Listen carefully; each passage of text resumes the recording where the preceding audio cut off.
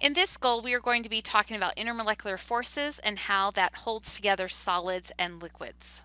Here's a particle diagram that shows solid, liquid, and gas drawn as molecules. So we see the solid, the particles are touching each other and they're vibrating, even though in a solid we think about it just standing still, but down at the molecular level, the atoms, they are vibrating.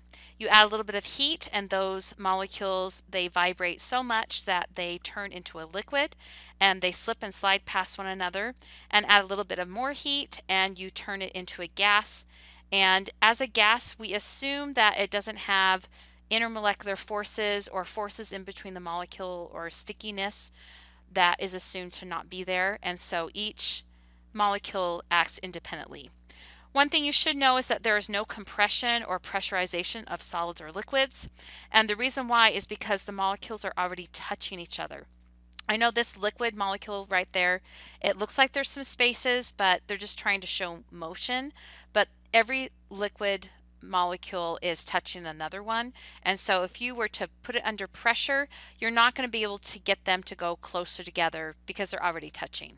However, you can pressurize or compress a gas because the gas molecules are further apart, and you can cut the volume in half and that would double the pressure. This is a picture that shows the motion of the particles in solids, liquids, and gases.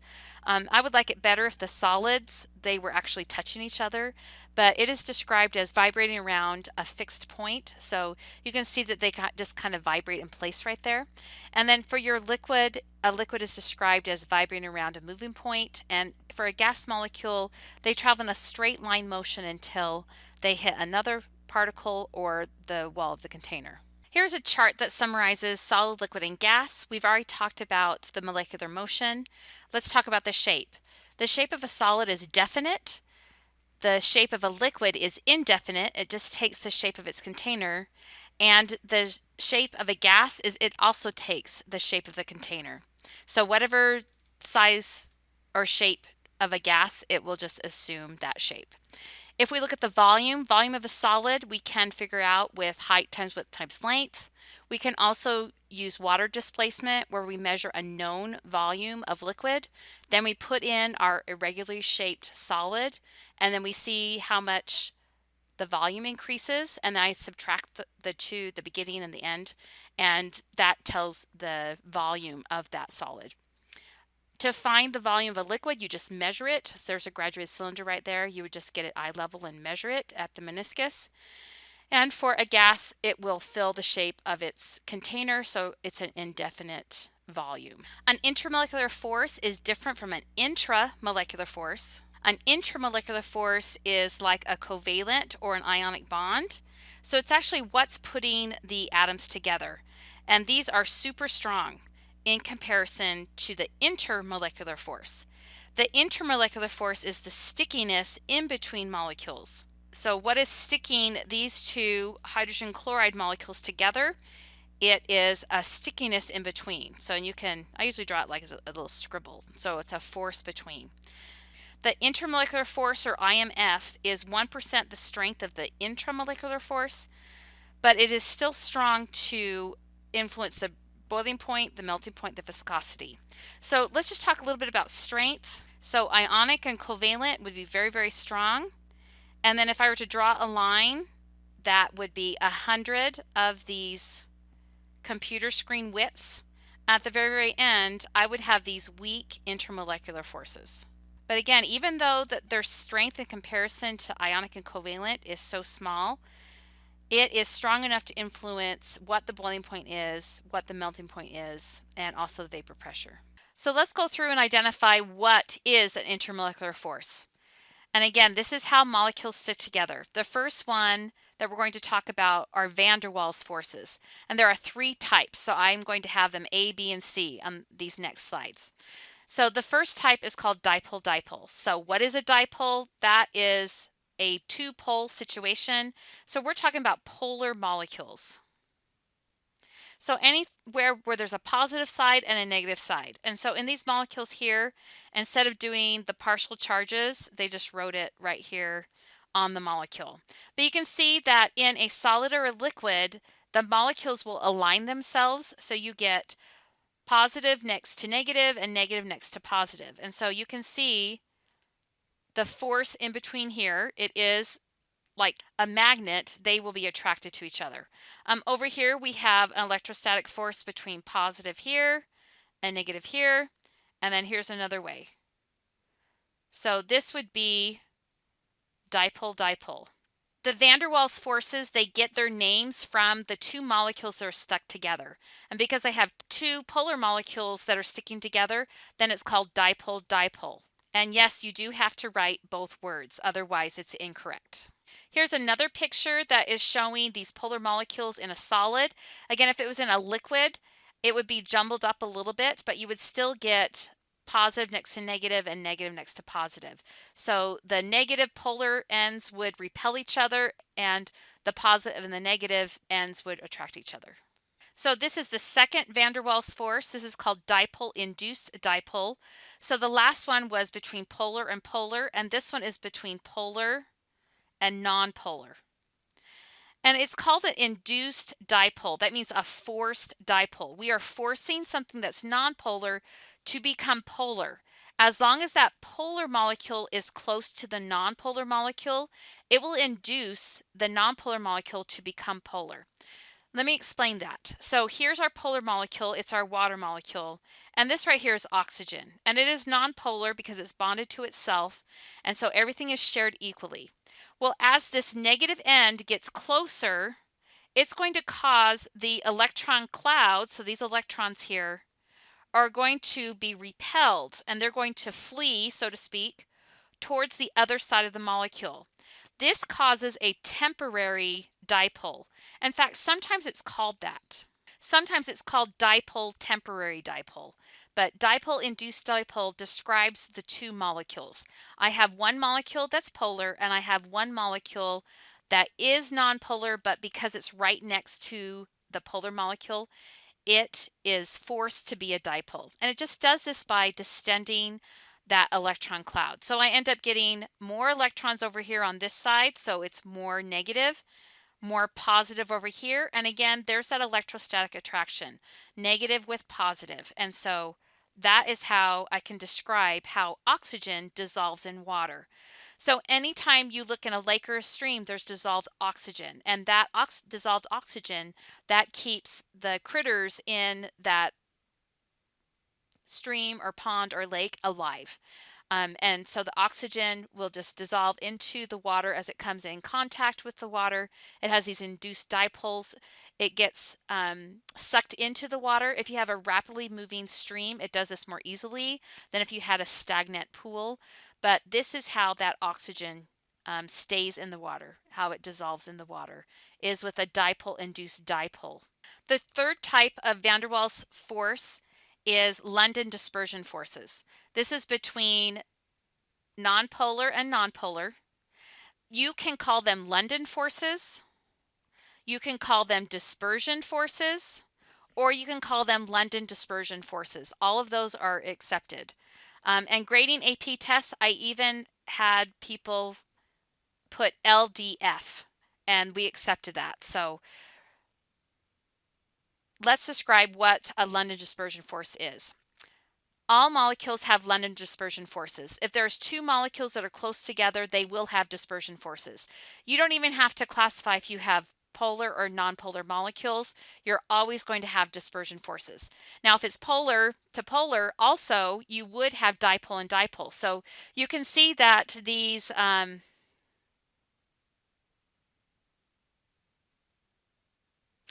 these van der Waals forces can stack. So I can have dispersion and dipole-dipole. If I have a nonpolar and a nonpolar molecule, this is the only force that will hold them together. And let's describe what a London dispersion force is. It is about shifting the electron clouds. And a good example of this is to look at this noble gas over here. This is helium. So how can helium stick to another helium in liquid helium? So we wouldn't have this in a gas, but we would have it in, say, a liquid. So we start off with that there's no polarization, but for whatever reason, the electrons that are in the helium atom, they shift around. And I tried to show you a picture of this right here. Let's look at it. So frame one, you can see the distribution of electrons. There's one on one side and one on the other. Frame two, you can see that they're still opposite each other. But for whatever reason, what if this one drifts over here just in its randomness? Well, then you have more electrons on one side than you do the other, and it makes a instantaneous dipole. So in that split second, it makes an instantaneous dipole, and it's going to cause a chain reaction in the whole helium sample. So maybe because the electron drift over here, this one will get repelled to go over here. So that will make this one a little bit negative and over here a little bit positive. And then that will repel this electron and maybe it goes over here. So very quickly you can see that as that temperature lowers and the gas molecules get closer and closer together, that these instantaneous dipoles are going to start forming, and I am going to get a chain reaction. So I'll have a dispersion force here and a dispersion force here, and it will cause these helium atoms to stick together. The same thing can happen with my hydrogen gas over here. So in hydrogen gas, again, no polarization. In sharing the electrons between both hydrogen atoms, you can get a stack up of electrons on one side. And if that happens, it causes a chain reaction. This is a little bit positive here, so I will have my electrons maybe more over here. So that will cause this to be a little bit negative and this to be a little bit positive. And this is the dispersion force that you get in between the molecules. Now these London dispersion forces, they're the weakest of all the forces. That is only if they all have the same size of molecule.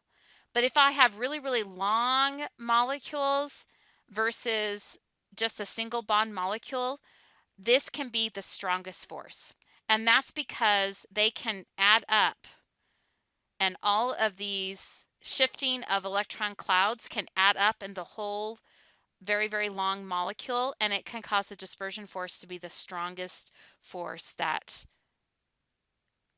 is in between the molecules.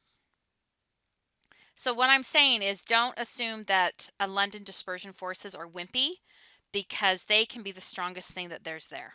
The last type of intermolecular force is hydrogen bonding.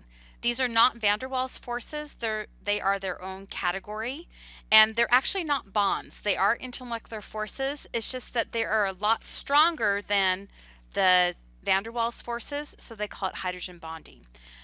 As a chemistry teacher, I wish they would change the name, because again, it's not a bond, but it is the strongest weak force. Now, hydrogen bonding specifically, it only occurs when you have a very, very small electronegative element that is bonded to a hydrogen. What happens is that because hydrogen only has one electron, and if you have a very strong electronegative element take that electron a lot of the time, well, what does that mean? That means it leaves behind a bare naked proton. I have these little protons hanging out here. And hydrogen bonding occurs from one molecule to the next. And notice it's very specific where that bond is. So it's between the oxygen of one molecule and the hydrogen of another. This right here is the hydrogen bond. You could, instead of an oxygen, also have a nitrogen or also have a fluorine. In all of those cases, we have a very, very small electronegative element bonded to a hydrogen, and it makes these bare naked protons, which makes an intermolecular force that is stronger than the van der Waals forces, as long as you're comparing molecules of the same size. So remember, H-Fon bonds. H-Fon bonds, fluorine, oxygen, and nitrogen, when they are bonded with a hydrogen, and it occurs between the fluorine, oxygen, nitrogen of one molecule to the hydrogen of the other. Let's look how to find and draw hydrogen bonds. So remember, with hydrogen bonds, we're going to look for fluorine, oxygen, or nitrogen connected to a hydrogen. So looking at these molecules, I can see these oxygens, and they will have two unbonded pairs. And so I'm just going to draw those in. Anytime you see oxygen, it should look like this. That's why it's bent like that. All right, so hydrogen bonding goes between the hydrogen that's connected to a fluorine, oxygen, or nitrogen, unbonded electron pairs. So I'm going to have, here's my little bare naked proton there. This is going to be a hydrogen bond there. And so notice it's not between two hydrogens. So that is not what a hydrogen bond is. Okay, looking at this oxygen here, you might think that there would be hydrogen bonding there, but that would be incorrect because this hydrogen is connected to a carbon. So that would not be hydrogen bonding. So I'm going to cross that out. No hydrogen bonding there. Instead, you get hydrogen bonding. Instead, you get hydrogen bonding between this hydrogen and that oxygen. Do you see the difference in the hydrogens? The hydrogen has to be stripped of its electrons. So it has to be a very, very polar bond. And it occurs with oxygen, nitrogen, and fluorine. All right, let's look at these molecules down here. Now something a little bit different happens, but it's still hydrogen bonding. Here I have an oxygen that has unbonded electron pairs. If I were to put this in water, I would get hydrogen bonding here. And the reason why is because these unbonded electron pairs with that oxygen. You're going to find the same thing over here. So at this ketone, you are going to get hydrogen bonding here. There's this little bare naked proton right there. You would never get hydrogen bonding between something like methane and then these little hydrogens coming off this carbon. This is not a hydrogen bond.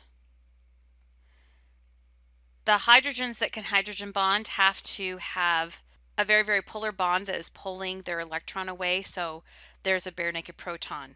And this right here, this is nonpolar. So you're not getting the polarity needed to make that bare naked proton. So this would not have hydrogen bonding there. So what we're talking about is the difference between a hydrogen bond donor and a hydrogen bond acceptor, and both are needed to have that hydrogen bond.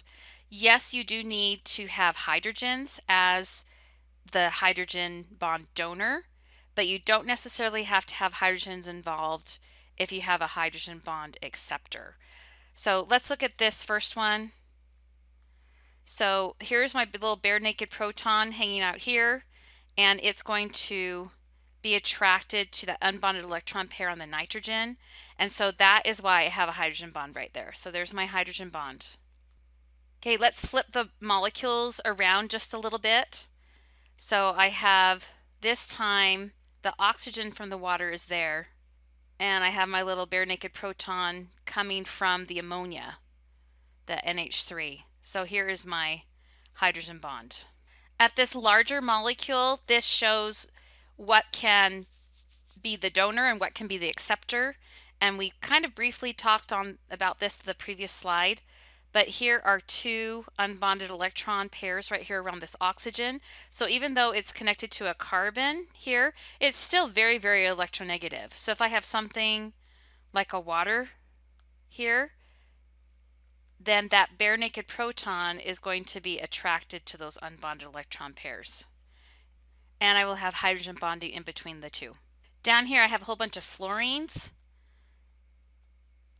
and they have all these unbonded electrons hanging out. And so because of that, if I were to have a water come along with that bare naked proton hanging out here, you could have hydrogen bonding there with all of those fluorines just because of those unbonded electrons. So when in doubt, look for fluorine, oxygen, or nitrogen. They are always involved with hydrogen bonding. You would never have hydrogen bonding if you had just carbon and hydrogen, because remember the carbon-hydrogen bond, this whole thing is nonpolar. So no hydrogen bonding there, even though it does have hydrogens. And you can stop the video and look at these instances down here that are talking about the same thing. We've talked about ketones right here, how they can be a hydrogen bond acceptor. And here's another ketone right here. and all the rest follow the fluorine, oxygen, or nitrogen. So which of the following would have hydrogen bonding? So this would be this molecule bonded to itself, and you can sketch it out just to make sure that you have hydrogen bonding. But here I do have nitrogen bonded to hydrogen, and these will all be little bare naked protons. And if I draw another molecule here, you would have hydrogen bonding between the nitrogen of one and the hydrogen of the other. So this one would be yes, there is hydrogen bonding. Let's look at this next one. And I did already give you an example of this. But when you look at this, and if you look at the forces in between this molecule is nonpolar and this molecule is nonpolar, so this would not have hydrogen bonding. There's no bare naked protons hanging out there. And one more example, we have hydrogen fluoride. Looks like this. And I'm going to draw it opposite. But we would have hydrogen bonding between the fluorine and the hydrogen because these would have bare naked protons. So hydrogen bonding on both sides of that molecule. So go through each one of these and just make sure that you're seeing hydrogen bonding or not. So go ahead and classify it. Go ahead and stop the video and take a look at it and see if you can figure it out. All right, looking at this first one, we do see that this is hydrogen bonding. So oxygen of one and hydrogen of the other. This one is a nitrogen of one and a hydrogen of the other. And this one is hydrogen that's connected to a nitrogen, and so it would have hydrogen bonding. And this one is the same situation. Here we have hydrogen and fluorine. There's like my bare naked proton there. And this one's also a bare naked proton there. So yes. And this one is just the opposite of that previous one. So yes, there too. Let's look at this one. So we have, this is CH4. This one is a nonpolar molecule, so it is not going to have hydrogen bonding. There's nothing there that it can hydrogen bond to because those hydrogens are bonded to carbon, which is not electronegative.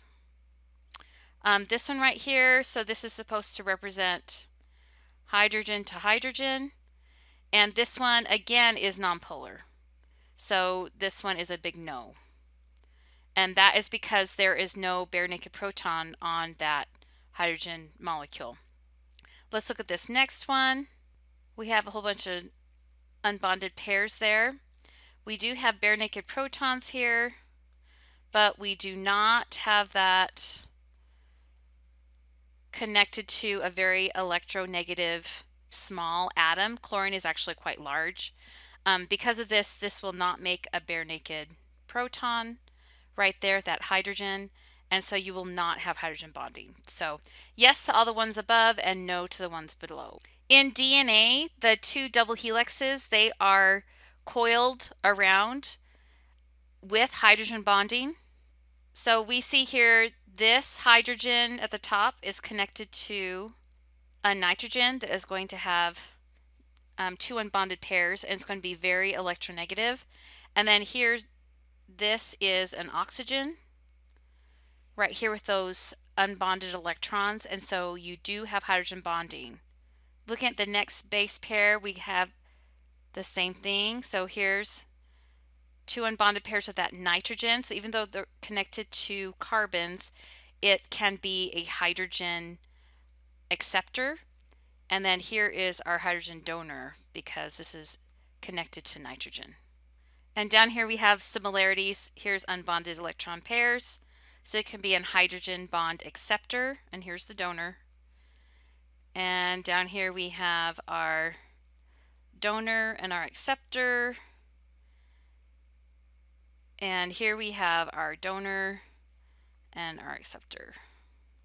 So hydrogen bonding all through the DNA molecule. So when the DNA is replicating itself and it needs to split the strands, hydrogen bonds have to be broken so that the DNA code can be read and replicated.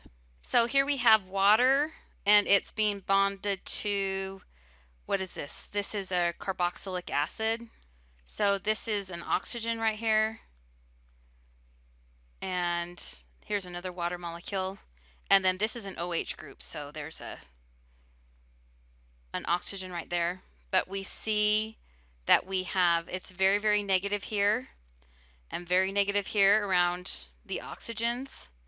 And we have our hydrogen donor right there, and there is our hydrogen bond right there in between.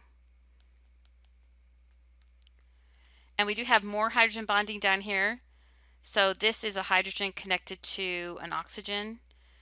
So there's that bare naked proton. So very, very positive right there. And then here's another oxygen. Very, very negative right here. So you will also have hydrogen bonding with that portion of the molecule. Hydrogen bonds explain why ice is less dense than water. When those hydrogen bonds are set up, it actually makes that H2O solid have a expanded crystal lattice, and that means that the density is less than that of water. And so that is why solid water floats, or why ice floats. For the following molecules, list all the intermolecular forces that are there. And it's going to be bonded to itself. So the first thing that you can put down is they all have dispersion forces. Recall that dispersion forces mean that the electron cloud can shift and it can move its electrons over to one side more, and that can cause molecules to stick together just with that electron cloud shift. All right, so now that I've done that, because they all have dispersion, I didn't really have to think about that. I need to go and I need to figure out if they're polar or nonpolar. So looking at hydrogen bromide, I see that it's not bonded to itself and it's not carbon and hydrogen bonded. So this is a polar molecule. So because I have two polar molecules, then I know that I will have dipole-dipole. If I have dipole-dipole, I want to check to see if I have hydrogen bonding. And I do not have hydrogen bonding because I only have a hydrogen bonded to a bromine, which is a very large atom. So remember, in order to have that little bare naked proton, it needs to be a very small atom like fluorine, oxygen, or nitrogen. So I'm finished. That's all that there is there. Let's look at this next one. So we have CH4. Let me sketch that out. So I need to identify if I have a polar molecule or nonpolar molecule. And I only have carbon and hydrogen. And because of that, the only thing in between these two molecules would be dispersion. All right, let's do the next one. Let me sketch this out. So I know I have dispersion. Let's see if it's polar or nonpolar. So I do not have it bonded to itself, and I don't have a symmetrical molecule because of this unbonded pair. So I know that this is going to be polar. So I have polar with polar. So I know this is going to be dipole-dipole. And if it's dipole-dipole, I should check and see if it has hydrogen bonding. So I'm going to look for those H-bond bonds, and it does not have them. It has oxygens, but there's no hydrogens there, so no hydrogen bonding. So I'm done. So just dispersion and dipole-dipole on there.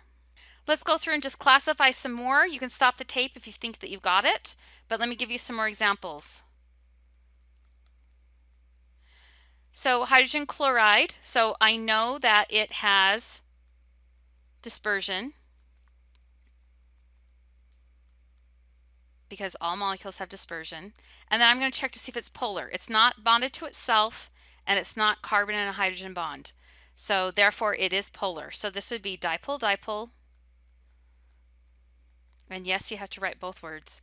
And if it has dipole-dipole, I should check for hydrogen bonding. I do have hydrogen there, but it's not bonded to a fluorine, oxygen, or nitrogen. So I'm finished. That's all it has. Let's do the second one. So water.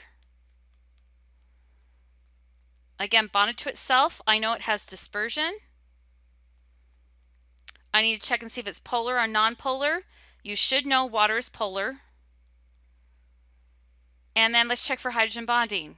It does have hydrogen bonded to a very electronegative oxygen. There's those bare naked protons. So this one also has hydrogen bonding.